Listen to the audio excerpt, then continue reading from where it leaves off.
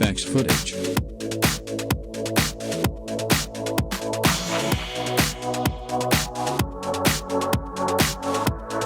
VFX footage.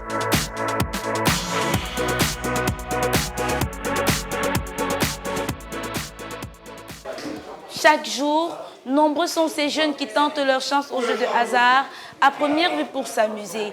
Mais lorsque le jeu devient une obsession, il est pathologique et peut avoir des conséquences. Mesdames, Messieurs, bienvenue à cette première édition de Plus qu'il en faut, votre magazine consacré aux fléaux qui minent notre société. Ce premier numéro s'intéresse à l'addiction aux paris sportifs. Les jeunes de plus en plus accros, c'est le reportage du jour. Il sera suivi d'un entretien avec un psychosociologue qui nous éclairera davantage sur ce phénomène. Asseyez-vous confortablement. La suite, c'est dans un instant. Les paris sportifs occupent désormais une place centrale dans la vie des Camerounais. Jeunes et moins jeunes sont de plus en plus dépendants et s'en donnent à cœur joie. L'activité a le vent en poupe dans nos métropoles. Chômeurs, débrouillards et même les étudiants sont les plus mordus. Le quotidien d'un parieur dans ce reportage. Stéphane s'est fait la promesse de gagner des millions. La vingtaine entamée, ce jeune étudiant ne jure que pour les paris sportifs dans l'espoir de décrocher le jackpot. Il m'est déjà arrivé un jour de vouloir arrêter le jeu au pari foot, mais je ne parviens pas. Parce qu'à chaque fois que je me retrouve avec 200 ou 300, mon cœur part directement pour mon ticket. C'est vrai, je ne gagne pas, mais je n'arrête pas. Je sais qu'un jour, je vais gagner. Et gros. Le réveil matinal à 6h30 de l'étudiant, ses journées commencent par le contrôle des tickets gagnés au nom de la veille, la consultation du programme des matchs du jour. Le jeune homme détient le calendrier de la saison. Il le consulte aussi en ligne ou en direct à la télévision. Le parieur choisit ses combinaisons du jour. Ce mardi de Ligue de champions européenne est jour de grande cagnotte. Stéphane file le plus tôt possible pour enregistrer ses tickets.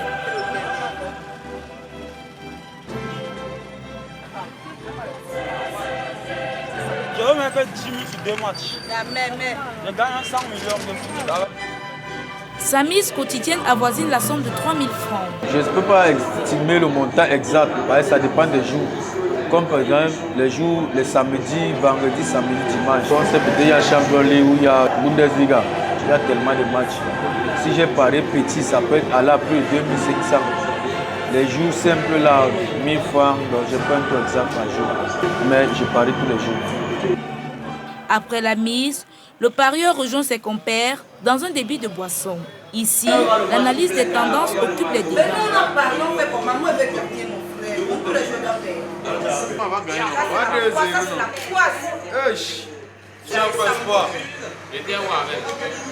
Il y reste toute la journée au point de relayer ses études au second plan. Malgré ses multiples pertes, le jeune homme se nourrit d'espoir. Le meilleur montant que j'ai eu à mener, c'est 25 000. Mais le jour-là même, ça n'a pas marché. J'ai tout perdu. Mais ça ne m'empêche pas de toujours parier à chaque fois que j'ai l'argent.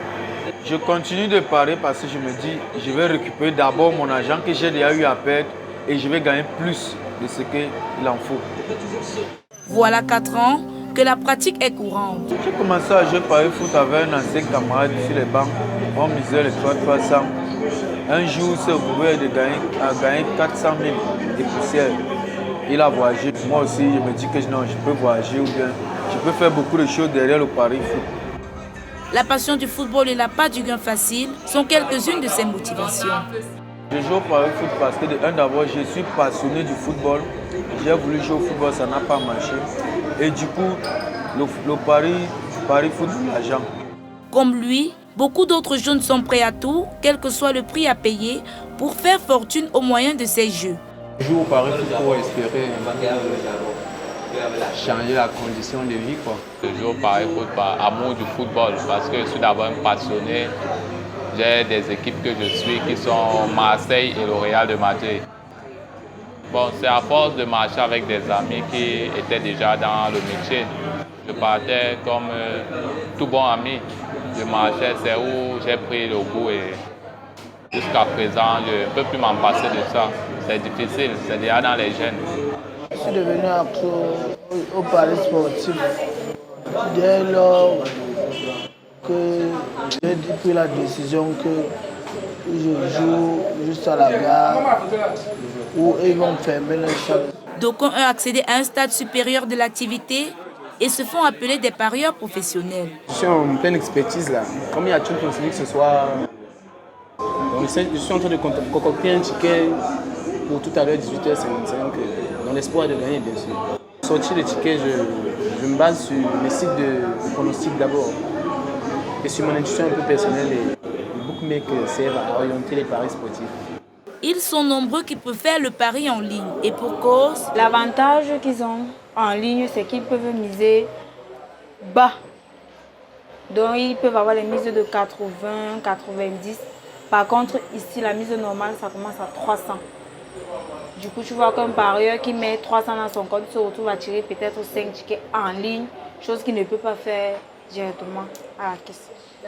Ils peuvent faire jouer ici parce que le décaissement est plus fiable. Et les cotes sont plus élevées qu'ailleurs.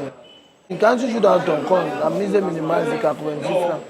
Quand tu paries le ticket, quand il te reste peut-être un match, tu ne peux pas vendre ton ticket. Pourtant, quand tu paries en ligne, on a moins de 2 matchs, moins de 3 matchs, tu peux vendre ton ticket. Tu peux avoir un ticket qui paye même 2 millions. Il te reste que 3 matchs, on te propose 300 000. L'appât du gain facile, la cagnotte à moindre effort, la paye au jour le jour, les retombées en valeur de salaire quotidien ou hebdomadaire. Il a réalisé certaines choses avec, comme acheter mes meubles à la maison, acheter une moto. Voilà qui est suffisant pour revenir le lendemain, recommencer la mise ou la multiplier. Les paris sportifs offrent assez, mais reprennent aussi beaucoup. Tout parieur ne gagne toujours pas. Plusieurs tournent à perte, des paris manqués qui favorisent l'obstination. Quand je perds, bon, pour moi c'est une victoire. C'est l'amour du sport, du football en général. Il m'arrive souvent parfois de vouloir arrêter, mais quand je regarde ce qu'il a perdu, je dis que c'est juste à la gare. Il est établi que c'est d'abord une passion, c'est avant tout une histoire d'argent et c'est le promoteur qui s'en tire à bon compte. Les chiffres d'affaires augmentent à une vitesse exponentielle. Selon Angeline, la caissière qui a préféré garder l'anonymat, en période de grande affluence, le chiffre d'affaires s'estime à près de 10 millions de francs CFA dans une agence principale.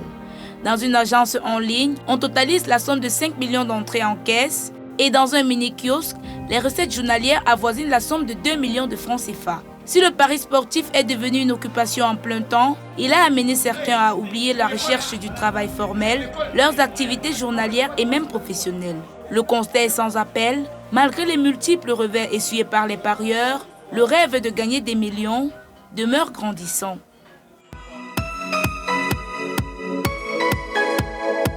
Retour sur ce plateau, chers téléspectateurs, nous retrouvons à présent Monsieur Alain Tagne-Nossi au sein du campus de l'Université de Yaoundé 1. Bonsoir. Bonsoir, madame. Vous êtes doctorant en psychologie sociale et expérimentale, par ailleurs enseignant vacataire au département de psychologie à l'Université de Yaoundé 1. Avec vous, on parlera de l'addiction aux paris sportifs et la possibilité de s'en sortir. Dites-nous, en quoi cette dépendance aux jeux de hasard est un problème psychologique? Je voudrais commencer déjà par définir ce qu'on entend par jeu. Le jeu est une activité ludique qui permet à l'individu de s'épanouir. Et on retrouve plusieurs catégories de jeux, parmi lesquels les jeux de hasard. Mais une fois qu'on parle de dépendance, il faut qu'on s'arrête sur le concept de dépendance qui fait référence à un comportement qui se repose sur une envie irrésistible à faire ou à consommer quelque chose. Donc une fois qu'on parle de dépendance ou d'incapacité à faire face à une envie, nous sommes dans la dépendance et cela relève automatiquement d'un problème de psychologie. Le reportage le relevait tout à l'heure, les gains des paris sportifs ont valeur salariale. Par conséquent, participent à la lutte contre le chômage. Pourquoi penser donc que l'addiction aux paris sportifs est-elle négative? Dans notre contexte, l'imaginaire populaire, lorsqu'on parle de jeux ou de paris sportifs, fait référence à la délinquance, à l'oisiveté, à tout ce qu'on n'a rien à faire. Il n'en demeure pas moins vrai que le croupi, par exemple, est une activité de jeu professionnel. Donc, qui peut être considéré comme un métier. Mais comme il n'est pas très partagé dans notre contexte, généralement, lorsqu'on parle de paris sportifs, ça fait référence à tout ce qui est mauvais. Quelles sont les conséquences de ce phénomène? On peut relever entre autres des problèmes au niveau familial, au niveau professionnel ou au niveau scolaire même. On peut également relever d'autres addictions comme la consommation des substances psychoactives, le tabagisme, la consommation des drogues ou l'alcoolisme. Vous verrez que les personnes qui sont addictes ou dépendantes au jeu auront même tendance à avoir des comportements de vol, des comportements déviants parce qu'il faut toujours jouer. Comment s'en sortir d'une telle addiction? Il existe principalement deux formes de thérapie pour ce qui est principalement de l'addiction aux jeux sportifs.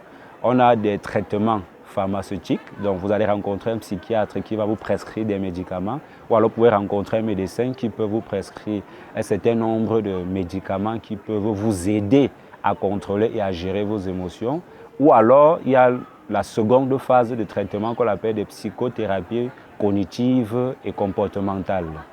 Et dans ces psychothérapies cognitives et comportementales, on fait référence tout simplement à des situations dans lesquelles le thérapeute va vous mettre et à partir donc des stratégies de psychologie, vous aidera donc à réguler vos pensées, vos émotions et par-delà votre comportement. Quels conseils pouvez-vous donner à ces jeunes qui nous regardent en ce moment?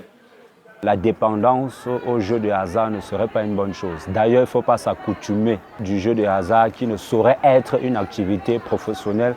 Ça devrait être en principe tout simplement une activité qui vous permet de vous distraire tout simplement. Et maintenant, au niveau des parents, ce serait de dire qu'il faut être très vigilant et observer les enfants et les adolescents et ne pas oublier de leur adresser très souvent des conseils sur ces addictions. Nous sommes arrivés au terme de ce complément d'enquête. Merci Monsieur Tagneux d'avoir accepté notre invitation. C'est moi qui vous remercie de m'avoir convié à votre émission. Mesdames, Messieurs, merci d'avoir été des nôtres au cours de cette première édition de Plus qu'il n'en faut qui mettait un accent sur l'addiction au paris sportif. Retrouvons-nous vendredi prochain lorsqu'il sera 21h15, cette fois pour parler des corrections infligées aux élèves à l'école. Bye bye.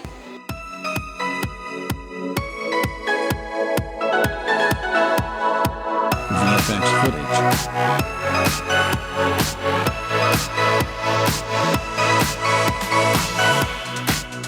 C'est bon, non? VFX footage.